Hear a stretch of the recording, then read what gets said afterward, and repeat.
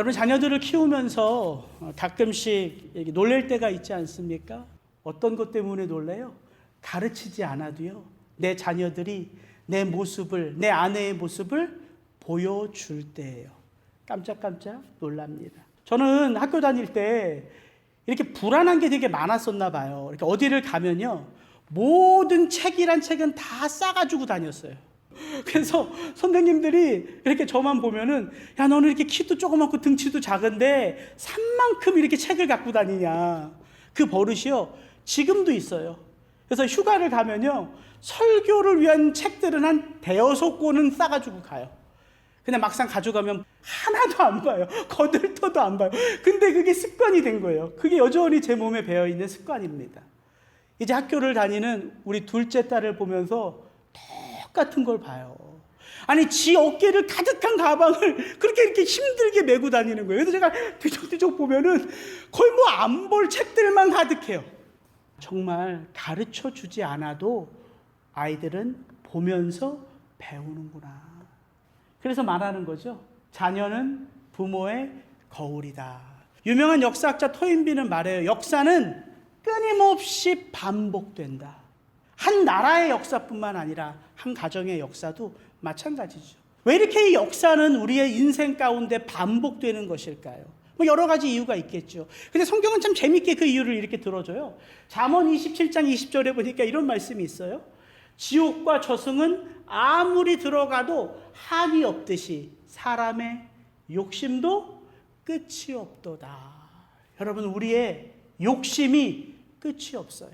그래서 야고보서는 말하는 것 아닙니까? 욕심이 잉태한 즉 죄를 낳고 죄가 장성한 즉 사망을 낳느니라. 그래서 죄인들 가운데의 사망이 왕노릇하는 거예요. 그렇다면 이렇게 욕망과 욕심으로 살아가는 인생이 어떻게 하면 그 욕심을 절제하고 참아내며 하나님의 뜻을 이루며 살아갈 수 있을까요? 바울은 이렇게 말합니다. 전에는 우리도 다 그 가운데서 무엇을 따라? 우리 육체의 욕심을 따라 지내며 육체와 마음에 원하는 것을 하여 다른 이들과 같이 본질상 진노의 자녀이었더니 긍휼이 풍성하신 하나님이 우리를 사랑하신 그 큰 사랑을 인하여 허물로 죽은 우리를 그리스도와 함께 살리셨고 너희는 은혜로 구원을 받은 것이라. 그래서 어떻게 하면 인간의 그 끊임없는 욕망을 이겨내며 살아갈 수 있는가?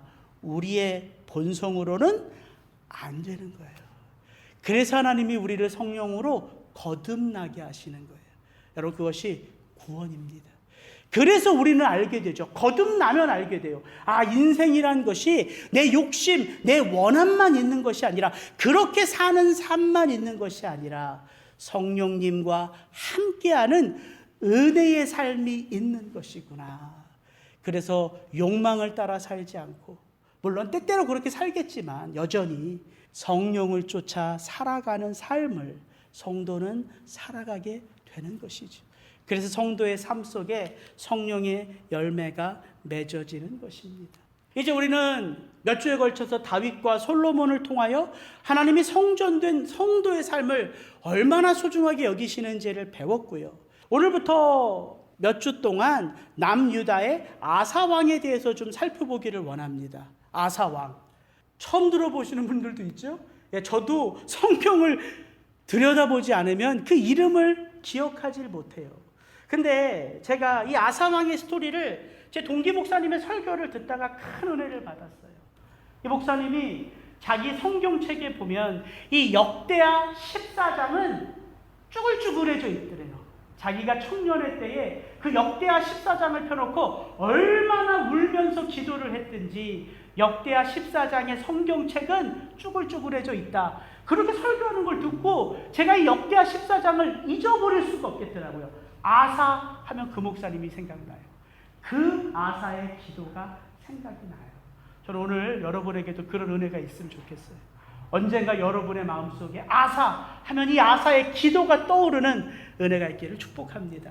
다윗과 솔로몬 이후에 솔로몬의 아들 르호보암 때에 이스라엘은 남유다와 북이스라엘로 나뉘어지죠. 우리가 오늘부터 살펴보게 될 아사는 이 남유다의 세 번째 왕입니다. 르호보암은 17년을 다스렸고요. 아비야는 3년을 다스렸습니다. 그리고 이 아사 왕은 무려 41년 동안 남유다를 통치해요. 북이스라엘의 그 어떤 왕도요 다윗과 같더라라는 왕은 없었어요. 그러니까 북이스라엘의 모든 왕들은 다 패역한 왕입니다. 근데 남유다 왕들 중에는 다윗과 같은 삶을 살았던 선한 왕들이 있었죠. 이 아사의 삶도 그 가운데 하나입니다. 저기 보면은 르호보암, 아비야, 아사 이 모든 남유다 왕들은요 외세의 침공 속에 있었어요. 그래서 저 도표를 한번 잘 살펴보시면 좋고요. 제일 밑에 있는 것은 르호보암의 어머니가 암몬 사람 나아마예요.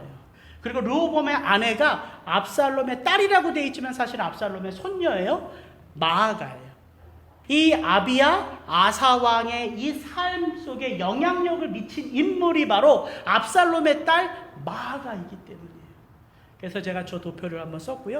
이제 좀 살펴보면 남유다 아사 왕의 이야기가 시작되는 오늘은 역대하 14장을 살펴볼 텐데요. 이 14장의 이야기를 쭉 읽어보면 우리 눈에 들어오는 세 단어가 있어요. 평안, 형통, 승리라는 단어입니다. 구약을 설교하는 가운데 목사들의 부담은요, 도대체 이 구약의 이야기를 우리 성도님들에게 어떻게 해야 될까? 너무 동떨어진 이야기이기 때문에. 근데 제가 이번 한 주 역대하 14장을 읽어보면서 그럴 걱정이 없겠더라고요. 여러분 신앙생활을 하시면서 성도로 이 땅을 살아가시면서 여러분이 소원하는 게 뭐예요? 저거 세 개 아닙니까? 내가 무슨 일을 만나든지 간에 이 마음으로부터 샬롬의 평안이 있기를 원하잖아요. 저건 좋은 일 있을 때의 평안함을 말하는 게 아니에요. 우리의 삶이, 우리의 마음이 어떤 문제 앞에 놓여져도 하나님이 주시는 평강을 말하는 거거든요. 그 평안. 여러분 무슨 일을 하든지 간에 형통하기를 원하지 않습니까? 내가 시작하는 이 일이라면 하나님의 이름으로 시작하게 하시고 하나님의 이름으로 시작하면 하나님이 주시는 그 형통의 축복을 우리 모두가 다 누리기를 원해요. 형통. 여러분 우리의 삶이요 매일매일 전쟁 같은 삶이에요. 그 선과 악이 만연한 이 땅 가운데에 우리가 성도라는 이름을 얻었지만 이 만연한 악이 지배하는 이 세상 속에서 우리는 날마다 무엇하기를 원해요? 승리하기를 원하잖아요. 다른 사람은 몰라도 우리 각자는 아는 그 은밀한 죄의 유혹 속에 우리가 넘어지지 않기를 원하잖아요. 그게 무엇이에요? 그게 영적 승리 아닙니까? 제가 고민할 게 없겠더라고요. 이건 역대하 14장은 구약의 어떤 이야기가 아니라 오늘 저와 여러분의 삶의 이야기예요. 그래서 이 이야기, 이 스토리 그대로 성도님들과 나눠도 전혀 이건 동떨어진 이야기가 아니겠구나. 참 마음에 평안함이 있었어요. 평안이란 단어를 보면 무려 역대하 14장 1절부터 15절까지 굉장히 많이 나와요. 1절, 그의 시대에 그의 땅이 10년 동안 평안하니라. 나라가 그 앞에서 평안함을 누리니라. 여호와께서 아사에게 평안을 주셨으므로 그 땅이 평안하여 주께서 우리 사방에 평안을 주셨느니라 하고. 여러분 평안, 평강은요 우리가 싸워 쟁취하는 축복이 아니에요. 하나님이 주시는 축복이에요. 그리스도 예수 안에서 성령 가운데 누리는 축복이 평안입니다. 그래서 오늘 본문에도 하나님이 평안을 주셨다라고 말하는 거예요. 형통 7절에 보니까 주께서 우리 사방에 평안을 주셨느니라 하고 이에 그들이 성읍을 형통하게 건축했더라. 그 다음에도 보면 아사의 군대는 이 평안의 때에 정비하여 그 모든 군사들을 다 큰 용사로 만들었더라. 형통의 삶이죠. 승리 12절에 보면 여호와께서 이 남유다를 침공한 구스 사람 세라의 100만 대군에게 남유다로 승리케 하셨어요. 승리를 주셨죠. 뿐만 아니라 14절에 보면 여호와께서 이 구스 사람 세라의 100만 대군을 무찌르는 것뿐만 아니라 그날 주변의 모든 성읍 백성들로 두려움을 주셔서 남유다가 그 주변 지역을 정복할 수 있도록 하나님이 승리케 하셨다는 이야기가 오늘 본문에 나와 있지요. 이 내용들을 좀 하나하나 살펴보기를 원합니다. 우리 오늘 본문 1절부터 6절을 좀 길지만 다시 한번 읽어볼게요. 1절부터 6절 같이 읽습니다. 아비야가 그의 조상들과 함께 누움에 다윗성에 장사되고 그의 아들 아사가 대신하여 왕이 되니 그의 시대에 그의 땅이 10년 동안 평안하니라. 아사가 그의 하나님 여호와 보시기에 선과 정의를 행하여 이방 제단과 산당을 없애고 주상을 깨뜨리며 아세라상을 찢고 유다 사람에게 명하여 그 조상들의 하나님 여호와를 찾게 하며 그의 율법과 명령을 행하게 하고 또 유다 모든 성읍에서 산당과 태양상을 없애매 나라가 그 앞에서 평안함을 누리리라. 여호와께서 아사에게 평안을 주셨으므로 그 땅이 평안하여 여러 해 싸움이 없은지라. 그가 견고한 성읍들을 유다에 건축하니라. 아사가 왕이 된 때는요, 솔로몬이 심은 이 우상 숭배의 전통들이 이미 남유다 전체를 덮고 있을 때였어요. 솔로몬이 많은 이방의 여인들을 사랑함으로 그 이방의 여인들이 무엇 가지고 왔어요? 우상들을 가지고 왔잖아요. 그게 르호보암 때, 아비야 때에 꽃을 피웠습니다. 북이스라엘은 말할 것도 없고요. 남유다도 그랬단 말이에요. 그런 때에 아사는요, 왕이 되었어요. 그리고 그 아사는 왕이 되자마자 종교개혁을 행합니다. 이게 그 1절부터 6절이 그 내용이에요. 여러분, 하나님이 주시는 평안함은요, 근거 없는 평안함이 아닙니다. 죄 가운데 살아가는 자에게 하나님이 평안을 주실까요? 아니요. 죄 가운데 평안함을 누리면 하나님을 찾겠어요? 안 찾겠어요? 안 찾죠. 그러니까 하나님이 주신 평안은요, 근거가 있어요. 오늘 1절부터 6절은 그 근거를 얘기해 주는 거예요. 아사가 어떻게 그 정치를 행했기에 하나님이 그 아사와 남유다에 평안을 주셨는가? 예, 아사는요, 버려야 할 것들을 남유다 백성들로 알게 하고 그것들을 다 버리게 했습니다. 이방 제단과 산당을 없애고 주상을 깨뜨리며 아세라상을 찢고 또 유다 모든 성읍에서 산당과 태양상을 없애매. 이게 뭐냐면 하나님 보시기에 아사가 무엇을 행했다? 선과 정의를 행했다.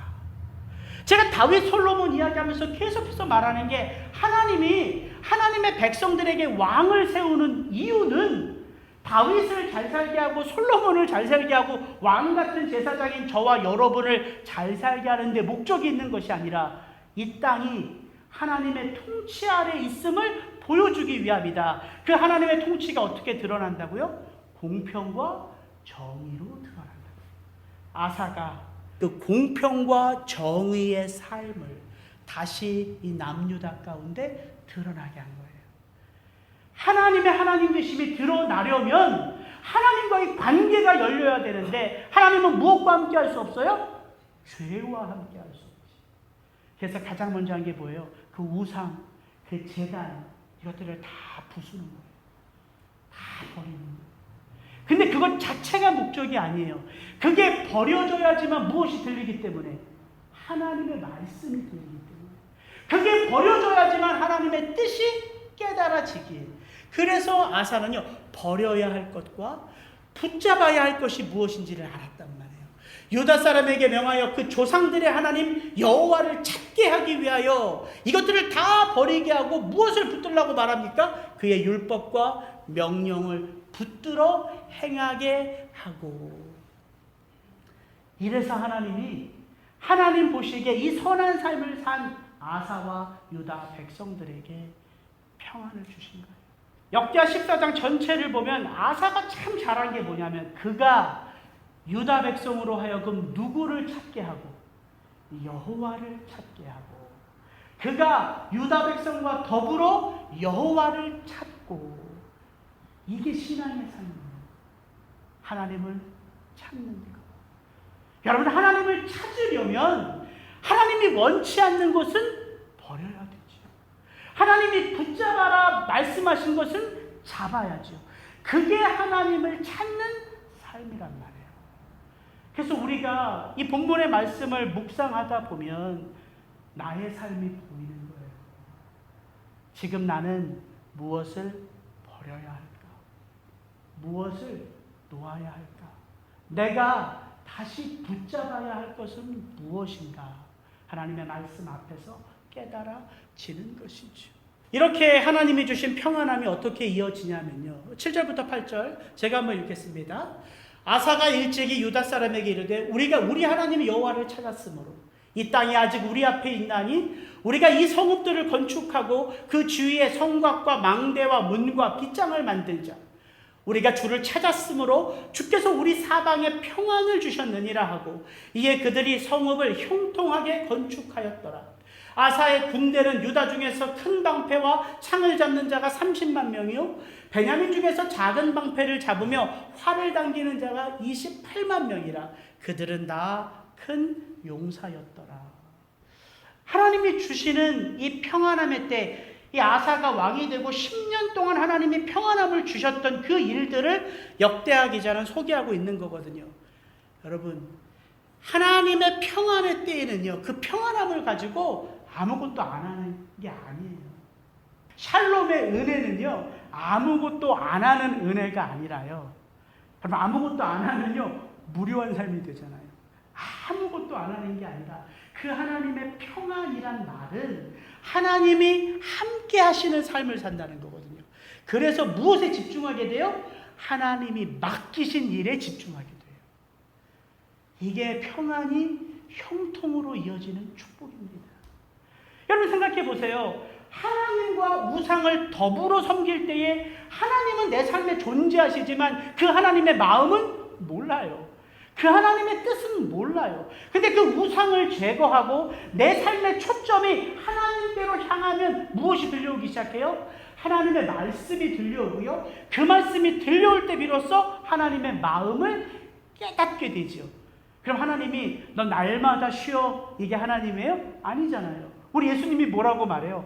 아버지가 일하시니 나도 날마다 일한다. 우리의 구원을 위하여 그 예수님의 삶의 모습이 그대로 저와 여러분의 삶 속에 있는 거예요. 사명이 기억될 때, 우리가 그 하나님께 우리의 삶의 본질을 맞출 때 하나님의 역사는 나타나요. 그것을 성경은 형통이라고 합니다. 근데 우리가 자꾸 형통이라는 단어를 오해해요. 이렇게 오해해요. 아, 내가 하나님과 함께 하니까 하나님이 무슨 축복을 주시겠지. 우리 아들이 잘 되고 우리 딸이 잘 되고 내가 시작한 사업이 잘 되고 이거 형통이라고 생각한다고요. 예, 그걸 형통이라고 볼 수 있습니다. 그러면 이 땅을 사는 성도 가운데 성공하지 못하면 형통 안 한 거예요? 병에 걸리고 길이 막히고 자녀들이 학교에서 떨어지고 이런 형통하지 않은 건가요? 아니에요. 성경에서 말하는 형통은 무엇을 하나님 때문에 얻어 누리는 것을 형통이라고 말하지 않고요. 하나님이 함께 하시는 게 형통이라고 말해요. 기억하세요. 여러분은 어떤 사람이에요? 그런 의미에서 보면 내가 지금 어떤 삶을 살지라도 나는 형통한 자지요. 왜? 그리스도 예수와 함께 더불어 살고 있습니다. 이 형통이라는 의미가 무엇인지를 우리 가운데 제일 잘 알려준 본문이 요셉의 본문이에요. 창세기 39장에 보면 이제 요셉이 그 형들로 인해서 애굽으로 팔려가잖아요. 애굽의 보디발 집에 노예로 팔려가요. 노예로. 근데 성경은 어떻게 그 요셉의 이야기를 시작하냐면 여호와께서 누구와 함께 하심으로? 요셉과 함께 하심으로 그가 어떤 자가 되어? 형통한 자가 되어 그의 주인 애굽 사람의 집에 있으니 그의 주인이 여호와께서 그와 함께 하심을 보며 또 여호와께서 그의 범사에 형통하게 하심을 보았더라. 지금 요셉의 신분이 뭐예요? 보디발 집의 종이고 노예예요. 근데 성경은 그 요셉을 어떤 자라고 말한다고요? 형통한 자라고 말한다고요. 왜? 그가 여호와 하나님과 함께하고 있기에. 그가 여호와 하나님과 함께하고 있는 것을 누구도 알아요? 그의 주인 보디발도 알아요. 그럼 보세요. 이 형통한 자의 삶이 어떻게 전개돼요? 요셉이 그 주인의 아내의 유혹을 이겨내잖아요. 넘어가지 않고 이겨내요. 어떻게 돼요? 이제 종의 신분에서 이제 죄수의 신분으로 감옥에 갇혀요. 우리 눈으로 보면 그건 형통한 삶이에요? 실패한 삶이에요? 저주받은 삶이잖아요. 근데 성경은 뭐라고 말한다고요? 요셉을 여전히 형통한 자라 얘기한다고요. 간수장은 그의 손에 맡긴 것을 무엇이든지 살펴보지 아니하였으니 이는 여호와께서 요셉과 함께 하심이라. 여호와께서 그를 범사에 형통하게 하셨더라. 성경이 이 형통이라는 단어를 어떻게 쓰고 있는지 우리는 기억해야 해요. 내 인생의 길이 막혀도 형통할 수 있어요. 내가 질병에 걸려도 형통할 수가 있어요. 우리의 자녀들이 학교에 떨어져도 그 자리가 형통한 자리가 될 수 있어요. 언제? 하나님이 함께 하실 때에. 그래서 하나님이 당신의 그 뜻과 당신의 그 마음을 바로 그 자리에 있는 성도들 한 분 한 분의 삶에 가르쳐 주실 때에 그때 그 하나님의 은혜가 우리의 삶을 다시 일으켜 세운다. 우리 성도님 가운데 고생하시는 성도님이 있잖아요. 저도 청년부 사역만 하다가 이제 어른 성도님들을 섬기다 보니까 제일 이제 경험이 못 해본 게 병에 걸리신 분들. 어떻게 신방 전화를 해야 되고 어떻게 신방을 해야 되고 어떻게 기도를 해야 되고 이게 되게 낯설었어요. 근데 우리 성도님하고 이렇게 전화 신방 할 때마다 참 제가 감사한 게 좋은 결과가 나오면 목소리만 들어도 알아요. 목사님 이 음성만 들어도 알게 되더라고요. 이렇게 사역을 하다 보니까. 근데 우리 집사님은요. 결과가 좋지 않고 힘들어도요. 어떻게 얘기하시냐면 목사님 이런 일 때문에 제가 이렇게 사는 사람들의 삶을 알게 되었어요. 이런 일 때문에 이런 상황 가운데 살아가는 사람들의 아픔을 깨닫게 되었어요. 항상 이렇게 돌려서 얘기하시더라고요. 그때마다 야 이게 참 지혜다. 억울할 수 있고 안타까울 수 있고 그 마음이 아플 수 있지만 이분은 항상 그 마음의 중심에 내가 내 삶 속에 경험하는 일들 속에서 무엇을 자꾸 생각해 보는 거예요. 하나님의 함께 하심을 생각해 보는 거예요. 저는 그게 믿음이라고 생각해요. 그래서 제가 항상 그래요. 집사님의 생각이 믿음의 표현이네요. 어떻게 다른 말로 위로할 필요가 없어요. 오히려 목사인 제가 위로를 얻기 때문에. 여러분 그게 형통이에요. 우리의 삶의 자리에 좋은 일이 일어났을 때만 형통한 삶이 아니라 하나님이 함께 하심으로 우리의 삶이 형통한 삶이 된다. 아사는 이 평안의 때에 그가 무엇에 집중해야 되는지를 알았어요. 무엇에 집중해야 돼요? 아버지 르호보암 때에 애굽의 침공이 있었어요. 그의 아버지 아비야 때 북이스라엘 여로보암의 침공이 있었어요. 성벽이 무너졌어요. 군사들이 정비가 안 돼 있어요. 이 아사는 10년 동안 무엇을 했냐면 성곽을 건축하고요. 군사들을 정비했다는 이야기를 하는 거예요. 그래서 58만 명이나 되는 큰 군사를 아사는 정비합니다. 그리고 성곽을 세워서 적의 침공에 튼튼하게 해요. 그러면 어떤 일이 일어나야 될까요? 아사는 평안의 때에 내가 무엇에 집중해야 되는지를 알고 그것에 전심전력했어요. 그러면요 이렇게 말씀이 나와야 된다는 거죠. 활을 당기는 자가 28만 명이라 그들은 다 큰 용사였더라. 아사와 그의 백성들이 어디를 가든 승리하리라. 어디를 가든 누구와 싸우든 여호와께서 승리를 이김을 주시니라. 이게 각본이 맞는 드라마인데 구스 사람 세라가 그들을 치료하여 군사 100만 명과 병거 300대를 거느리고 마레사 이름의 아사가 마주 나가서 마레사의 스바다 골짜기에 전요를 갖추고 58만 명을 정비시켜서 큰 용사로 만들었더니 어떤 일이 있었다고요? 구스 사람 세라가 100만 명을 이끌고 병거 300대를 가지고 남유다를 치러 왔더라. 바로 이게 세상이에요. 세상은요, 뛰는 자 위에 항상 누가 있음을 알게 해요? 나는 자가 있음을. 하나를 속이면 내가 하나를 속였다고 기뻐할 때 세상은 어떻게 돼요? 10개를 뺏어가는 고심을 우리로 알게 해요. 눈 뜨고 코뼈 가는 게 서울이라고 옛날 말 있잖아요.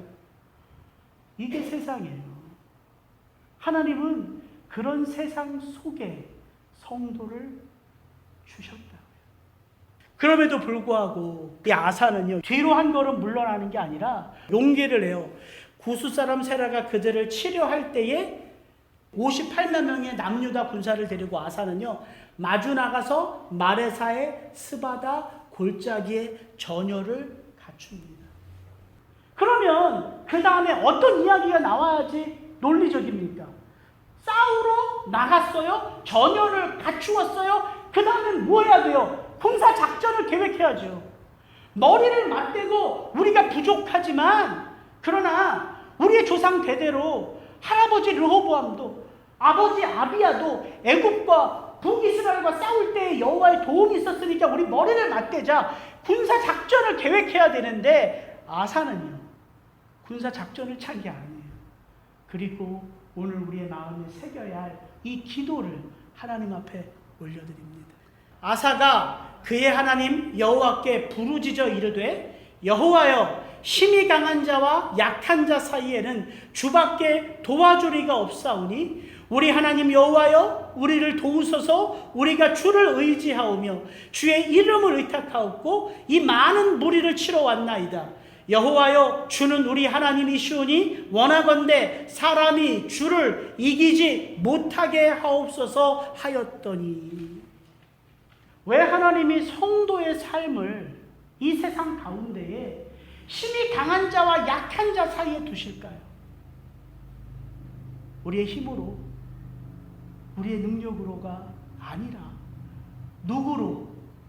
오직 한 분 하나님으로 우리의 삶이 펼쳐진다는 것을 알게 하시기 바랍니다. 여러분, 힘이 강한 자와 약한 자 사이에는 주밖에 도와줄 리가 없사오니. 그러니까 하나님, 사람으로 여호와를 이기지 못하게 하옵소서. 이게 아사의 기도예요. 여러분, 오늘 스토리를 다 잊어버려도 이것 하나는 마음에 새기셔야 돼요. 힘이 강한 자와 약한 자 사이에는 오직 주밖에 도와줄 리가 없사오니 주여 우리를 도우소서. 사람으로 하나님을 이기지 못하게 하옵소서. 이게 우리가 이 땅을 살아가면서 우리의 마음에 새겨야 할 기도예요. 하나님은 언제나 승리를 주시는데 어떻게 주신다고요? 무엇으로 주신다고요? 하나님의 이름으로 주신다고요. 그 하나님의 이름을 붙잡는 게 기도잖아요.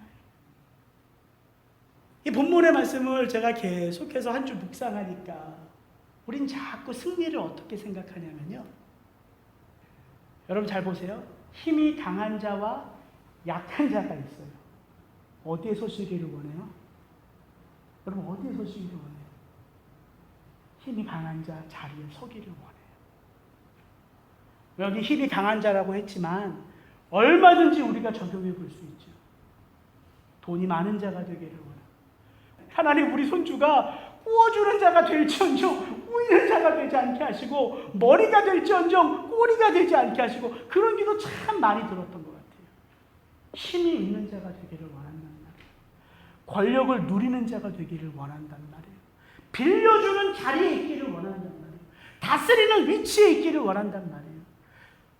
세워주는 자리에 서기를 원한다고요. 도와주는 자리에 서기를 원한다고요. 그게 힘이 강한 자 아닙니까? 보니까 그게 우리는 늘 승리라고 생각한다고요. 우리는 승리하기를 원해요. 힘이 강한 자 자리에 서기를 원한다. 이게 우리가 서기 원하는 자리, 우리가 있기 원하는 자리. 근데 하나님은요, 우리가 참 그 미혹에 넘어지고 올무에 잡히고 교만하여 무너질 때마다 하나님은 우리를 끊임없이 어느 자리에 세우시기를 원해요? 약한 자의 자리에 세우시기를 원해요. 제가 우리 와이프한테, 우리는 늘 힘이 강한 자리에 서기를 원하는데 하나님은 우리를 늘 약한 자리에 세우신다 했더니 우리 와이프가 그래요. 여보, 하나님 늘 그러시지 않아. 예, 하나님이 늘 그러시지는 않아요. 제가 이거를 일반화할 수는 없어요. 그러나 하나님이 우리를 약한 자의 자리에 세우실 때에는 어떤 때예요? 우리가 그 하나님을 잊고 살아갈 때. 왜? 무엇 때문에 하나님은 우리도 약한 자 자리에 세우시는가? 답이 나왔잖아요. 주밖에 도와줄 이가 없음을 깨닫게 하시기 위하여. 우리 삶이 이대로 무너지지 않음을 가르쳐 주시기 위하여. 그래서요, 기도는요, 신앙은요, 머리로 깊어질 수가 없어요. 무릎으로 깊어지는 거예요. 어려운 일들 경험할 때마다, 우리의 자녀들이 어려운 일들 경험할 때마다 누구의 무릎이 닳아요? 그 아들은 그 무릎이 안 닳아도요, 그 어머니와 아버지의 무릎은 닳아요. 그 마음은 찢어지잖아요. 그러면서 하나님 앞에 매달리잖아요. 근데 어떻게 매달려요? 믿음으로 매달리잖아요. 다만 하나님 우리 자식들 잘되게 해주십소가 아니라 약한 자와 강한 자 사이에는 오직 주밖에 도우실 이가 없사오니 우리의 자녀들이 주님 만나게 해 주옵소서. 이게 부모의 기도 아닙니까?